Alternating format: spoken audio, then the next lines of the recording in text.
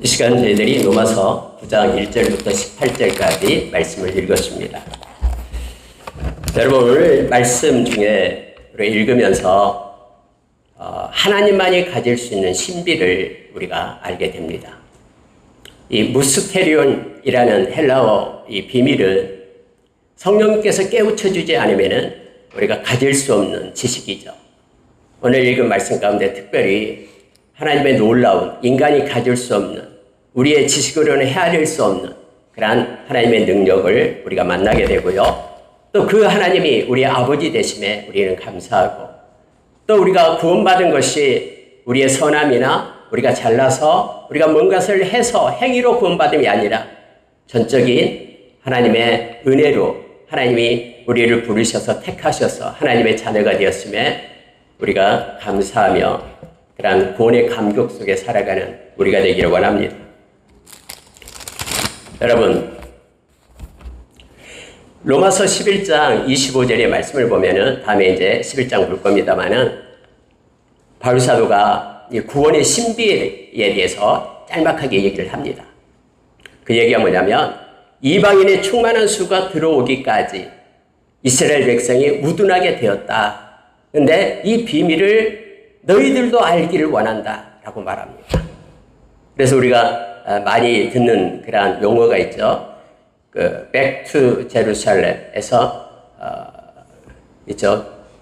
BTS가 아니라 BTJ 해서 한창 교회에서 이제 하나님의 복음이 예루살렘에서 출발해서 이렇게 쭉 서행을 하다가 서쪽으로 하다가 이제 예루살렘으로 다시 돌아갈 때 이방인의 충만한 수가 하나님을 섬기고 구원받은 하나님의 백성의 수가 채워지면 이제 그때야 이스라엘 백성 예수 그리스도를 메시아로 믿지 않았던 그들이 주님께로 돌아오는 놀라운 역사가 있다라고, 이 비밀이 있다라고 바울 사도는 로마서 11장 25절에서 그렇게 말해주고 있습니다.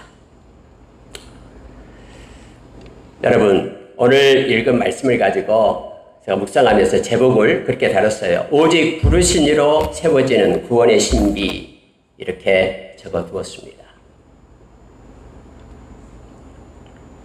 여러분이 열심히 노력해가지고 내가 하나님의 자녀가 되었다 하는 사람이 있습니까? 내가 봉사하고 선행하고 뭔가 하나님을 위해 멋진 일을 해서 그것 때문에 하나님이 나를 불러서 하나님의 자녀가 되었다라고 생각하는 사람이 있다면 그는 착각입니다.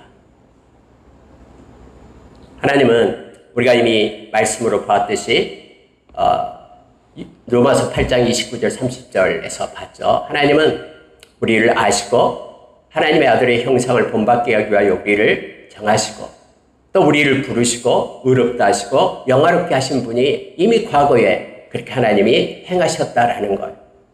그래서 이 주권적 하나님의 그런 능력을 깨닫는 자는 그때부터 은혜가 시작되는 거예요.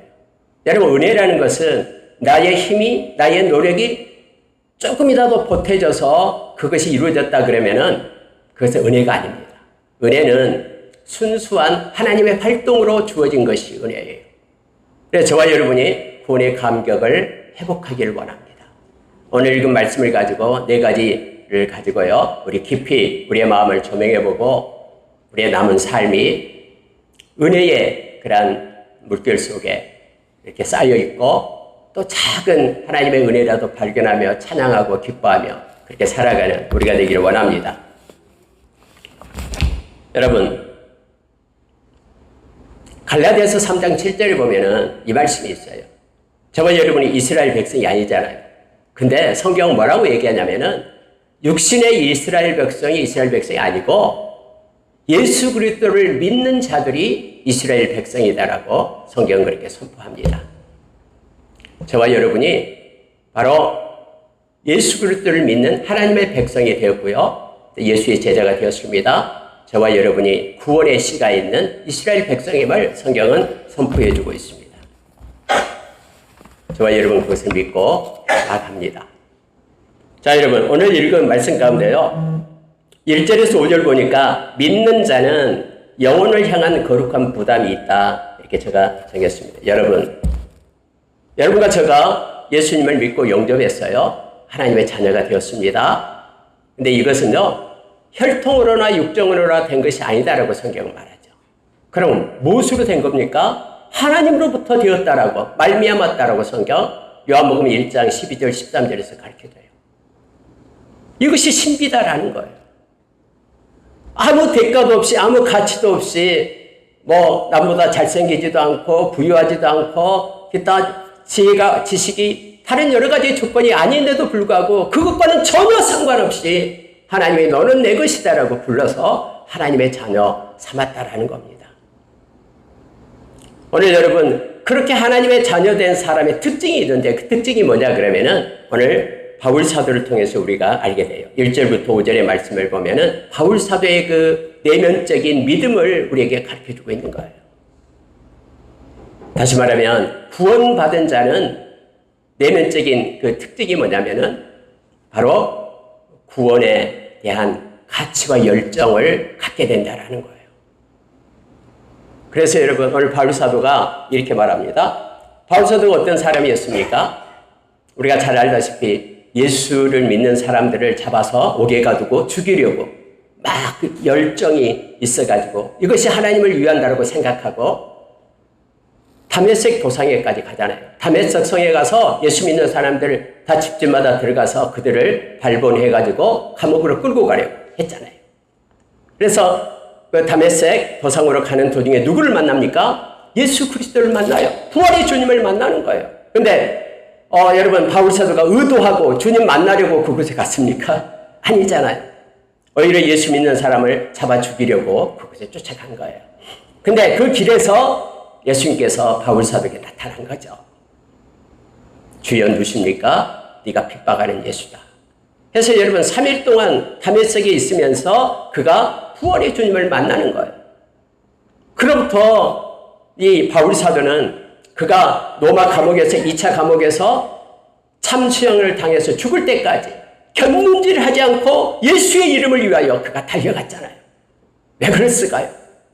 그는 구원받은 감격 때문에 나는 아무것도 없는데 예수 믿는 사람을 오히려 핍박하고 박해하고 죽이려고 했던 자인데 자격이 없는 나에게 하나님의 그 은혜가 우리 주님의 은혜가 임해가지고 그렇게 구원받은 자가 된 것에 대해서 너무너무 기쁘고 감사해서 그가 34년 동안 그렇게 죽을 고비를 넘기면서도 성령의 인도하심을 받으면서 복음을 전하는 일을 그가 행했던 것을 우리는 너무나 잘 압니다.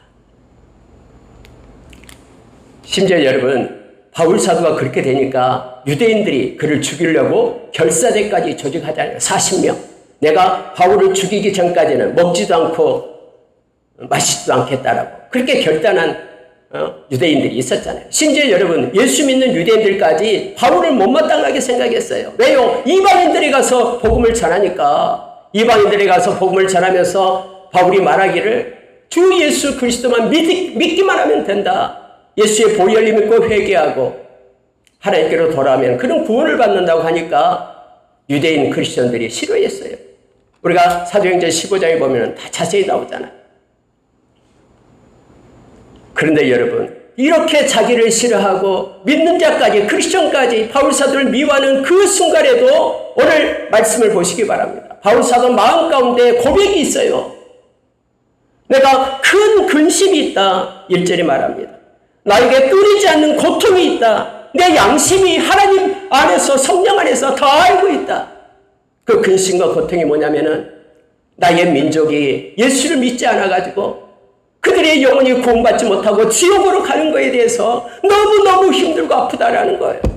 그래서 바울 사도는 자기의 민족을 보면서 자기의 친지를 보면서 친척을 보면서 골육을 보면서 하나님 앞에 엎드려 통곡하고 기도하는 자였음을 알게 되잖아요.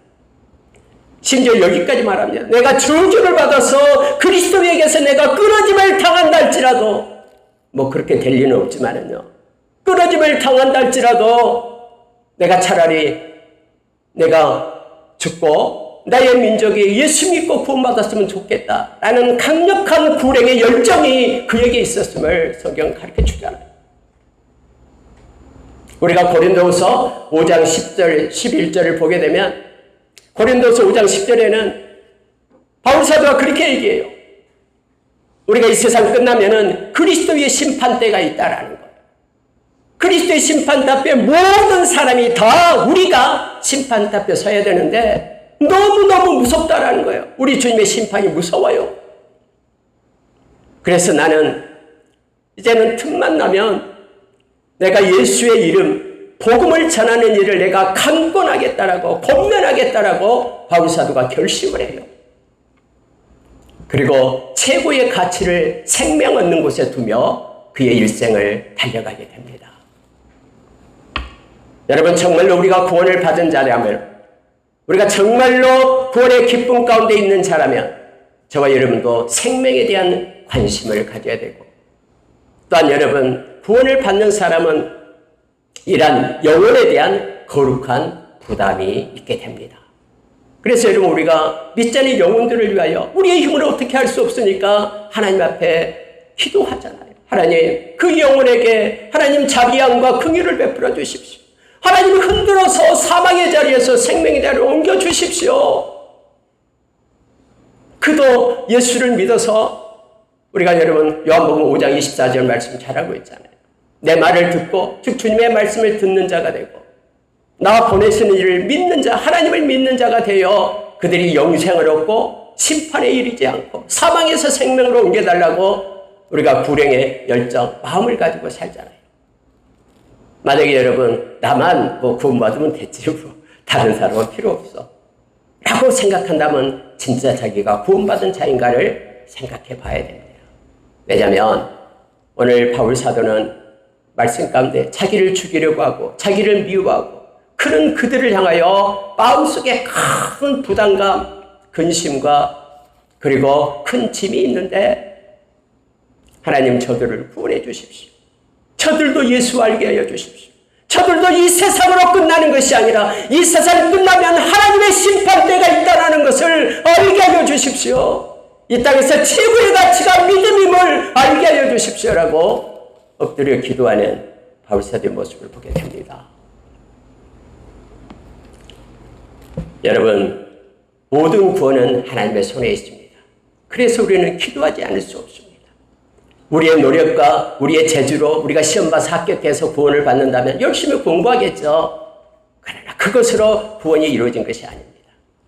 하나님의 뜻에 있음을, 이것이 구원의 신비인 거예요. 구원의 모든 것들은 하나님께 있는 거예요. 그렇게 생각해보면 여러분, 아니 내 자신을 보니까 너무나 초라하고 보잘것없는, 다른 사람에 비하면, 믿지 않는 사람에 비하면 너무나 초라하고 보잘것없는 나에게도 구원을 주셔서 하나님의 그 불가항력적인 은혜를 베풀어 우리가 구원의 사람이 되었다는 것 때문에 우리는 너무너무나 감격하고 주님께 찬양과 경배를 올릴 수 있는 우리가 되기를 원합니다. 늘 생각할 때마다. 여러분, 이 시간을 통해서 구력의 열정이 회복되는 저와 여러분 되기를 원합니다. 베드로 사도는 베드로전서 1장 9절에서 우리 믿음의 결국이 뭐냐? 우리가 이 세상에 믿는 거, 큰 부자가 되고 뭔가가 문제가 해결되고 내 마음이 평안하고 그것보다도 우리가 믿는 그 믿음의 결국이 우리 영혼의 구원입니다. 바울사도는 그렇게, 베드로 사도는 그렇게 우리에게 가르칩니다. 여러분, 이 세상은 금방 끝날 것입니다.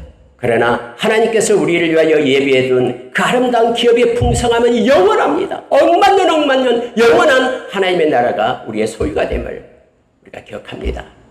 그래서 우리는 이 땅에서 믿음을 가지고 산다는 것이 얼마나 큰 행복인지 기억하면서 우리 하나님께 영광을 돌리는 하루하루의 삶이 있기를 원합니다. 주님과 동행하는 삶을 살며 주님과 연합하는 그 기쁨을 가지고 살아가는 우리가 되기를 원합니다. 여러분, 6절부터 9절을 보면은요, 약속의 자녀가 하나님의 자녀다 이거예요. 여러분, 바울 사도가 막 가슴을 치면서 왜 이스라엘 백성이 예수를 믿지 않을까? 내 백성이 그렇게 애연도 있고 또 여러 가지 것들, 6가지를 얘기하잖아요. 예배도 있고 약속들도 있고 그들이 왜 예수님을 영접하지 않을까? 그러면은 하나님께서 이스라엘 백성 택하는 그 말씀이 폐허해진 것일까? 잠깐 그렇게 생각했는데 깨닫게 된 거예요. 아니다. 왜요? 뭘 깨달았냐면 신비를 깨달았어요. 어떤 신비? 이스라엘이 다 이스라엘이 아니다 라는 그러한 원리를 깨닫게 된 거예요. 여러분 6절에 보세요. 그러나 하나님의 말씀이 폐허여진 것 같지 않도다. 이스라엘에게서 난 그들이 다 이스라엘이 아니요. 이걸 깨닫게 된 거예요. 그럼 누가 하나님이 택한 백성이냐? 여기서 말할 때 약속의 자녀가 하나님의 자녀다라는 거예요. 여러분 아브라함이 있었죠. 아브라함 잘 알죠. 아브라함의 아들이 몇 명이 있었습니까? 2명입니까? 아니죠. 8명이 있었습니다. 하갈에게서 난 이스마엘이 있었죠.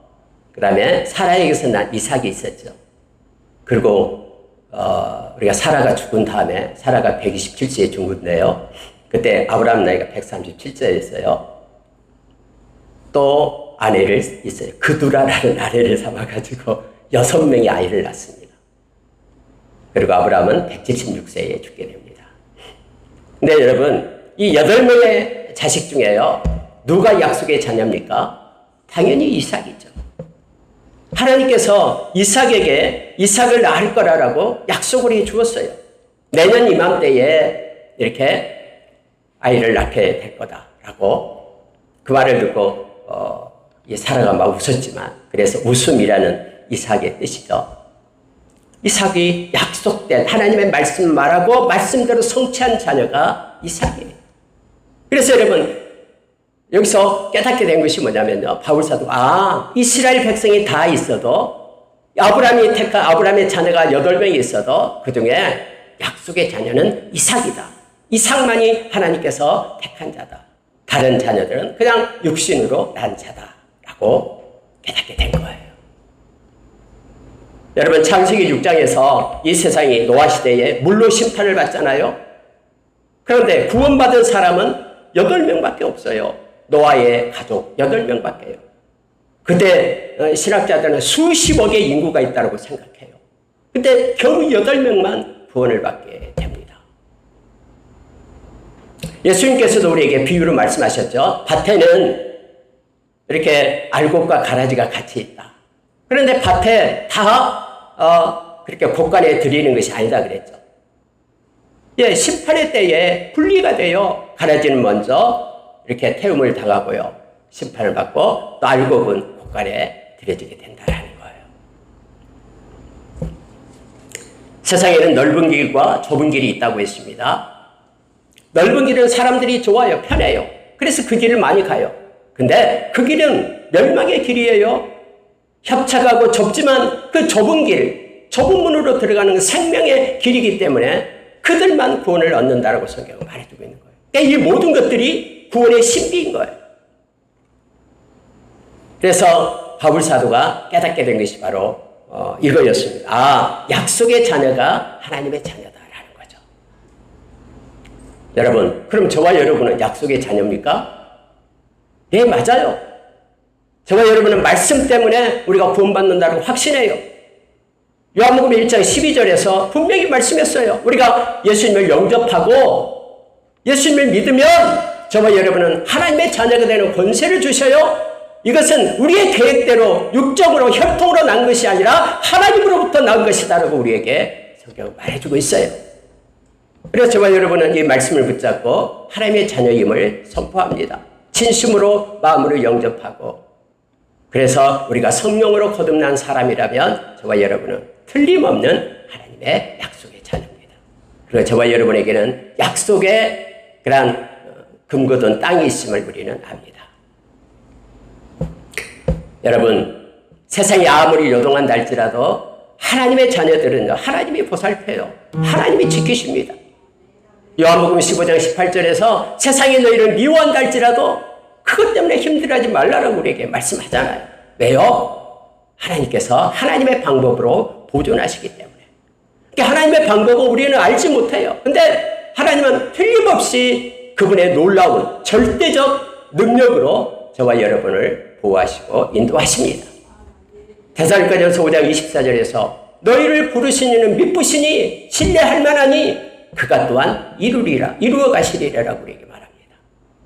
여러분, 아무리 세상이 요동한다 할지라도 주님께 맡기고 의지하며 나가면 주님이 이루어 가십니다. 우리는 그 주님을 말씀으로 신뢰하고 나갑니다. 여러분, 세 번째 보니까요. 자, 10절에서 13절에 보면은 하나님의 택하심이 은혜의 시작이다. 이렇게 제가 소제목을 붙였습니다. 자, 여러분, 10절 한번 보세요. 10절 보면은 그뿐 아니라 또한 리브가가 우리 조상 이삭 한 사람으로 말미암아 임신하였는데 그 자식들이 아직 나지도 아니하고 무슨 선이나 악을 행하지 아니한 때에 택하심을 따라 되는 하나님의 뜻이 행위로 말미암지 않고 오직 부르시는 이로 말미암아 서게 하려 하사 리브가에게 이르시되 큰 자가 어린 자를 섬기리라 하셨나니. 여러분 11절은요 너무너무 중요한 말씀입니다. 신학적으로도 중요하고요. 저와 여러분이 은혜 가운데 있음을 확신하는 데도 중요합니다. 여러분, 하나님께서 택하셨어요. 근데 여러분, 리브가 뱃속에 태에 쌍둥이가 있었죠. 쌍둥이. 에서와 야곱이 있었습니다. 근데 이 쌍둥이가 태어나서 뭐 착한 일하고 선한 일 하기 때문에 야곱 너는 이쁜 일 했기 때문에 너는 택하고 에서 너는 늘 집에 있지 않고 공부도 않고 저기 돌아다니기 때문에 너는 택하지 않고 이게 아니잖아요. 뭐 태에서 아직 나지도 않았는데 하나님께서 미리 택했어요. 누구를? 야곱을. 그리고 리브가에게 말했어요. 큰 자가 적은 자를 섬기리라. 그래서 여러분 바울사도가 이것을 이렇게 보는 거예요. 무슨 선이나 악을 행하지 않은 때에 뱃속에 있었는데 무슨 선을 행하고 악을 행했겠습니까? 아이들이. 근데 그때에 택하심을 따라 되는 하나님의 뜻이 행위로 말미암지 않고 오직 부르시는 이로 말미암아 서게 하리 하사. 그래서 이걸 묵상하면서 제목을 오직 부르신 이로 세워지는 구원의 신비 이렇게 정했습니다. 하나님이 택하신 거예요. 근데 우리는 이렇게 말했어요. 왜 하나님이 이렇게 불평하고 불공평합니까? 왜 야곱은 택하고 왜 에서는 버리십니까? 이걸 말할 수 있는 권한이 우리에게는 없다라는 거예요. 이것이 신비임을 성경 우리에게 가르쳐줍니다. 근데 놀라운 것은 이것은 반증할 수가 있어요. 우리가 이렇게 사변적으로는 하나님은 불공평하시다. 철저히 불공평하시죠. 하나님이 택한 것을 하나님의 마음대로 택하니까. 근데 여러분 택하지 않는 사람한테 이 말을 하면요 전혀 알지 못합니다. 나는 택해서 예수 믿게 하고 당신은 안 택했기 때문에 예수 안 믿게 해서 이 말하면은 웃긴다라고 얘기합니다. 왜요? 예수가 없다라고 생각하기 때문에. 여러분 오늘 말씀을 우리가 늘 기억하기를 원합니다. 하나님의 택하심은 이유가 없습니다. 하나님은 자유롭습니다. 하나님은 누구에게 구속받지 않고 누가 명령해서 하나님이 순종하면서 택한 게 아닙니다. 하나님은 순수한 하나님의 뜻대로 하나님이 원하신 대로 하나님께서 사랑하신 자를 그렇게 택한 거예요. 그래서 여러분 뒤에 말씀을 보십시오. 13절요. 기록된 바 내가 야곱은 사랑하고 에서는 미워하였다 함과 같으니라 이거예요.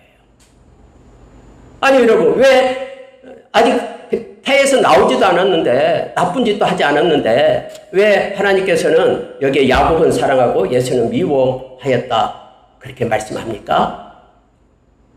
여기서 여러분 미워하였다라는 우리말로 이렇게 해석이 됐는데요. 덜 사랑했다라는 뜻이에요. 이거예요. 만약에 남편과 아내가 있는데요. 결혼하기 전에 이제 이 아내가 남편을 택했어요. 그러면은 남편을 택하는 순간 남편 말고 다른 모든 남자들하고는 택하면 안 되죠. 그리고 그 한 남편을 갖다가 이제 사랑하며 나가야 되겠죠. 그러니까 여러분요. 그렇다고 해서 다른 세상 사람들이 왜 당신의 남편만 사랑합니까? 저 옆집 아저씨도 있고 저기 남자들도 많은데 그들은 왜 동일하게 사랑하지 않고 당신 남편만 사랑합니까? 라고 말할 수 없듯이 하나님께서 우리를 사랑해서 너는 내 것이다라고 택했어요. 저와 여러분을요. 근데 거기에는 신비지 이게 이유가 없다라고 지금 성경은 말하고 있어요. 그래서 다음에 여러분 토기장의 비유가 나와요. 토기장이가 진흙을 가지고 자기 마음대로 그릇을 만들든 무슨 장독을 만들든 만든다라는 거예요. 이것이 하나님의 자율적, 절대적 능력이라고 신학적으로는 얘기하고 있습니다. 하나님의 주권자 하나님 마음대로 하시는 거예요. 근데 그 하나님이 원하시는, 사랑하는 그 중에 저와 여러분이 들어있다라는 거예요. 그래서 하나님의 택하심을 아는 순간부터 우리는 은혜 가운데 거하기를 시작하는 거예요. 와, 하나님이 저와 여러분을 불러서 능력 없고 흠없고 아무것도 아니지만 나보다도 우리보다 똑똑한 사람, 세상에 믿지 않는 사람 많잖아요. 도덕적으로 그렇게 훌륭한 사람도 많고요. 근데 저와 여러분을 택해서 하나님의 자녀 삼으신 그 은혜에 우리는 감격하며 살아야 됨을 성경은 가르쳐 줍니다. 여러분, 베드로전서 1장 2절에 보면은 하나님께서 택하신 자들에게 두 가지 것이 있다고 그랬죠. 첫째는 예수님의 십자가에 핏부림을 줘서 우리의 죄사함을 주기 위하여 택했다. 우리 죄는 사해지지 않습니다. 예수의 보혈로만, 예수님이 대속해 주신 그 은혜로만 우리의 죄가 사해져요. 그럼 예수 믿지 않는 사람들은 자기 죄값으로 십자가에 그런 처벌을 받는 거예요. 그리고 여러분, 저와 여러분에게는 이 험한 세상에서 그냥 고아처럼 버려두지 않고 거룩하신 성령님을 우리에게 주셔서 성령의 인도하심을 따라 하나님 말씀에 순종하는 삶 살기 위하여 택했다고 말합니다. 이것이 하나님께서 우리에게 주신 엄청난 은혜입니다. 이 땅에서요. 그러나 예수 믿지 않는 사람은 자기 힘으로 살아가야 돼요. 그리고 자기의 죄값 때문에 그들은 심판의 자리에 있게 됨을 성경은 말해주고 있죠. 이걸 갖다가 불공평이라고 말해서는 안 된다고 지금 바울 사도는 우리에게 말하고 있는 거예요. 자, 그래서 14절 보십시오. 이거 보고 마치겠습니다. 모세에게 이르시되, 14절. 그런즉 우리가 무슨 말을 하리요? 하나님께 불의가 있느냐? 그럴 수 없느니라. 사람들이 말하는 거예요. 하나님 불공평해요. 하나님 누구는 택하고 누구는 택하지 않은 거예요. 하나님 불의합니다. 하나님께 불의가 있느냐? 바울에게 누군가 이렇게 물으니까 바울은 말합니다. 그렇지 않다. 라고 바울은 대답합니다. 불의가 있을 수 없다. 그렇지 않다. 하나님이 행하신 모든 일은 다 옳은 일이에요. 하나님이 행하신 모든 것은 다 선입니다. 그래서 우리는 그분의 마음을 다 알지 못하기 때문에 지금은 우리가 오해하고 때로는 이해하지 못하지만 제가 자주 하는 말씀이 있죠. 고린도전서 13장 12절에 우리 주님 만날 때 우리 지식이 온전해져서 우리가 다 알게 돼요. 그때까지만 참으시기 바랍니다. 신비 가운데 이것이 있다라고 기억하면 됩니다. 믿음 자체가 신비예요. 우리가 예수님 안에 있고 예수님이 우리 안에 있다라는 것, 이것을 어떻게, 이게 믿음이다라고 말하는데 이걸 어떻게 증명을 합니까? 그래서 여러분, 저와 여러분이 말씀의 신비 가운데 있을 때는 우리의 머리로 이해되지 않을 때 그냥 그대로 가지고 있으면서 하나님의 때에 우리는 다 알게 될 것을 우리가 기대하고 소망합니다. 여러분, 하나님의 뜻은 실패가 없습니다. 그리고 자유롭습니다. 그리고 절대적인 능력이 됩니다. 그래서 오늘 14절 이하에서 나오는 사람이 누구냐? 바로예요, 바로. 여러분, 오늘 11절 말씀 보니까요, 성경이 바로에게 이르시되 내가 이 일을 위하여 너를 세웠으니 곧 너로 말미암아 내 능력을 보이고 내 이름이 온 땅에 전파되게 하려 함이라 하셨으니 18절이요. 그런즉 17절 방금 읽고 18절이요. 하나님께서 하고자 하시는 자를 긍휼히 여기시고 하고자 하시는 자를 완악하게 하시느니라. 그런데 이게 하나님의 불의가 아니다라는 거예요. 하나님이 불평등하지 않다라는 거예요. 하나님은 자유로우셔요. 어느 것도 얽매이지 않으셔요. 하나님은 능력을 가지고 있는 절대적인 주권자셔요. 하나님이 행하시는 일에 그 모든 일이 다 의가 됨을 성경은 말해줍니다. 하나님은 바로의 마음을 완악하게 했답니다. 10번씩이나 이스라엘 백성을 보내주지 않잖아요. 장자가 죽을 때까지 보내주지 않잖아요. 근데 거기에 누가 관여했다고요? 하나님께서 그 마음에 관여했다라고 말합니다. 그럼 우리는 이렇게 생각해요. 하나님이 그렇게 했으면 이거 어떻게 된 거야? 하나님이 악도 사용하시는가? 근데 여러분, 하나님은 모든 것 위에 주체적인 하나님 되심을 우리가 기억하면서 하나님의 행하시는 모든 일은 우리가 알 수 없는 신비 가운데 있다라는 것을 깨닫게 됩니다. 하나님께서 고레스 왕의 마음을 만져가지고 이스라엘 백성을 예루살렘으로 올라오게 하잖아요. 1차, 2차, 3차에 걸쳐서요. 전쟁 노예들을 풀어주면서. 아니, 어떻게 하나님께서 고레스 마음을 만질 수 있습니까? 고레스가 하나님 믿는 사람이었습니까? 아니잖아요. 느부갓네살 마음을 하나님께서 만져서 왜 다니엘을 갖다 그렇게 총리로 세우고 그렇게 행했습니까? 느부갓네살 왕이 하나님을 섬기는 사람입니까? 아니에요. 아닥사스다 왕을 만져가지고 하나님께서 에스라나 느헤미야를 2차, 3차 이스라엘 백성들 이끌고 그렇게 올라가라고 했습니까? 아닥사스다 하나님 믿는 사람 아닙니다. 근데도 여러분, 하나님은요, 절대적인 권세를 가지고 계세요.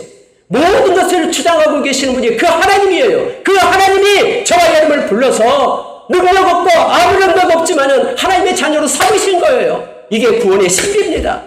그래서 구원을 받은 저와 여러분은 누구도 우리를 뺏어갈 자가 없어요. 아까 찬양할 때 그 말씀이 있었듯이요.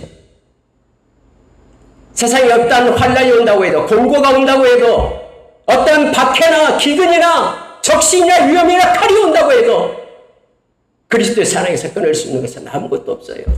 그냥 불가항력적인 하나님의 그 사랑으로 저와 여러분을 불러서 사랑한 거예요. 그러니 우리는 와, 왜 나만 사랑하지? 하면서 이렇게 말하는 것이 아니라 하나님 나를 구원해 주셔서 고맙습니다 하면서 은혜 가운데 살아가는 저와 여러분 되기를 원합니다. 하나님의 은혜가 우리의 생각과 마음을 점령해서 하나님의 활동이 힘있게 일어난, 그래서 늘 찬양하고 경배하며 나를 구원해 주신 주님을 의지하며 주님과 동행하는 삶을 사는 저와 여러분 되시기를 원합니다.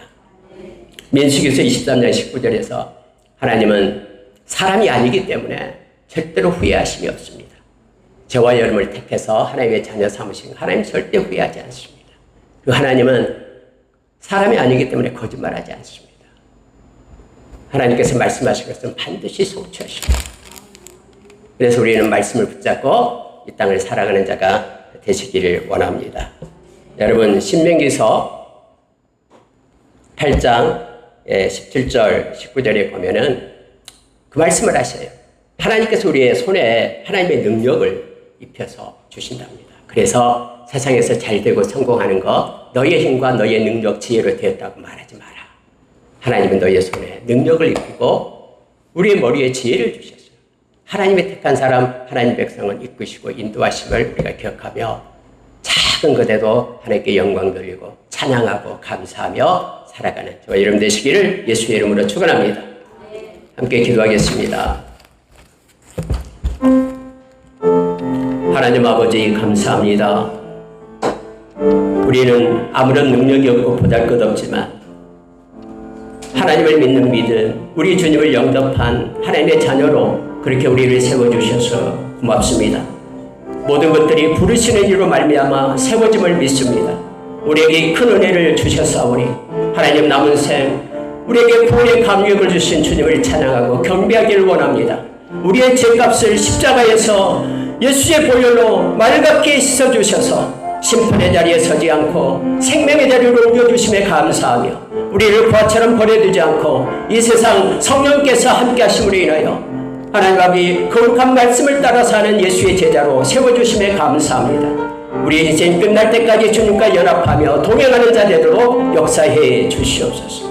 열방만 속에서가 모든 권속들은 한 사람도 믿음의 나부자됨이 없이 영원한 하나님의 나라에 입성해서 영원히 주님과 누리는 복을 허락해 주시옵소서. 주님께 감사드리며 예수님 이름으로 기도합니다. 아멘. 간구해 주시겠습니다.